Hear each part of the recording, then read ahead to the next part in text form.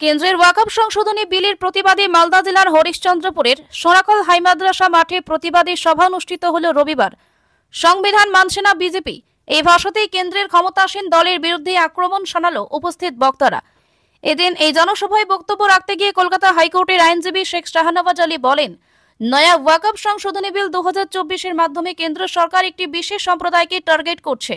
নয়া বিলে বলা রয়েছে ওয়াকফ বোর্ডে 2 জন অমুসলিম মেম্বার রাখা বাধ্যতামূলক।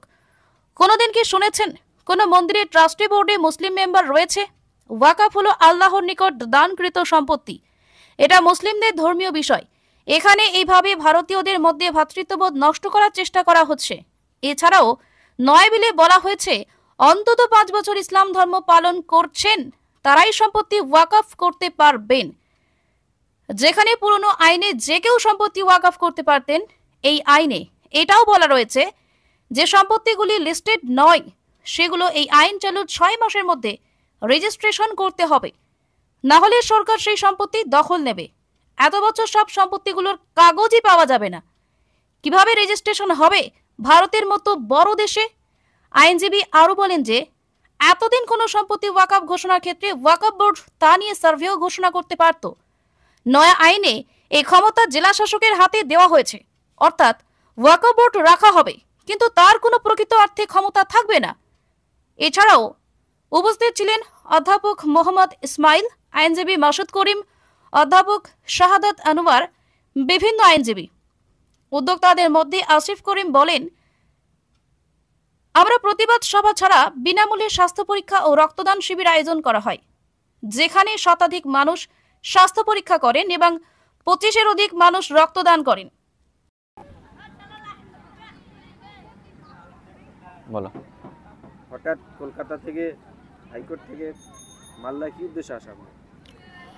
মূলত কেন্দ্র সরকার যে ওয়াকফ অ্যামেন্ডমেন্ট অ্যাক্ট নিয়ে আসছে নতুন 2024 পার্লামেন্টে, যেটাকে উত্থাপন করা হয়েছে, তারই জন্য বিভিন্ন জায়গায় সভা হচ্ছে। এই সভাগুলোতে আমরা প্রেজেন্ট থেকে সাধারণ মানুষকে আইনি সচেতনতার কাজ করে থাকছি। আমরা ওয়াকফের যে নতুন আইনটা আনার চেষ্টা করছি, আপনারা জানেন পূর্ববর্তীতে একটা আইন ছিল যেটাতে ওয়াকফ বোর্ডের হাতেই সর্বসমস্ত ক্ষমতাটা ছিল এবং সরকার এই বিষয়ে তাদের নিয়োগকৃত প্রতিনিধি এবং মনোনীত প্রতিনিধি তারা নিয়োগ করতে পারত। এর মাধ্যমে কিন্তু ওয়াকফ বোর্ডটা পরিচালনা হতো।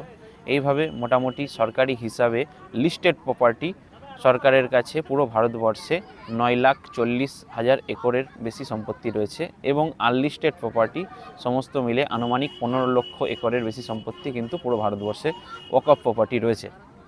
এই প্রপার্টিগুলোকে গভর্নমেন্ট হঠাৎ নয়া একটা আইন নিয়ে এসে বলল যে এই আইনে কিছু ক্লজ দিল এবং বলল 6 মাসের মধ্যে এই আইন যদি চালু হয় তাহলে ওয়াকফের যেই আনলিস্টেড প্রপার্টিগুলো রয়েছে এইগুলোকে কিন্তু রেজিস্ট্রেশন করতে হবে। এখন রেজিস্ট্রেশন যদি করতে হয় এই প্রপার্টিগুলো, তাহলে দেখা যাবে বিভিন্ন সম্পত্তির পেপারসই কিন্তু পাওয়া যাবে না এবং এই আইনে এমনটাও বলা রয়েছে ভয়াবহভাবে যে এই সম্পত্তিগুলো যদি রেজিস্ট্রেশন না করা হয় সরকার কিন্তু সেটাকে গ্র্যাব করতে পারবে, অ্যাকোয়ার করতে পারবে। তাহলে বুঝতে পারছেন এই যে নয়া আইন, এই আইনে কিন্তু উদ্দেশ্য অন্যরকম। আসলে ওয়াকফ সম্পত্তিকে জবরদখল উচ্ছেদের নাম করে, সুরক্ষার নামের নাম করে কিন্তু একটা সরকারি যে অগ্রাসন এবং সরকারি যে অ্যাকুরেশন, এটা কিন্তু তারা চালাতে চাইছে। এবং এই আইনে আরও অনেক বিষয় যেগুলো বলা রয়েছে যে ওয়াকফ যে বোর্ড থাকবে, ওয়াকফ যে কমিটি থাকবে, এগুলোতে কিন্তু 2 জন হিন্দু মেম্বার, মাফ করবেন 2 জন অমুসলিম মেম্বারকে কিন্তু এখানে রাখার কথা বলা হয়েছে এবং মহিলা মেম্বারকে রাখার কথা বলা হয়েছে। আপনারা কি কখনো শুনেছেন মন্দিরের কোনো ট্রাস্টি কমিটিতে কোনো মুসলিম মেম্বার দ্বারা পরিচালিত হবে? এটা তো হতে পারে না। এটা একটা ব্যক্তিগত জিনিস, পার্সোনাল লয়ের মাধ্যমে গাইডেড হয়। সংখ্যালঘুদের ধর্মীয় স্বাধীনতায় দ্বারা সরাসরিভাবে হস্তক্ষেপ করা হয়েছে এই আইনের মাধ্যমে এবং এই আইনের আরও পূর্ববর্তী যেই ওয়াকফ বোর্ড ছিল, এই ওয়াকফ বোর্ডের ক্ষমতাকে পুরোপুরি ছেঁটে দেওয়ার কথা বলা হয়েছে।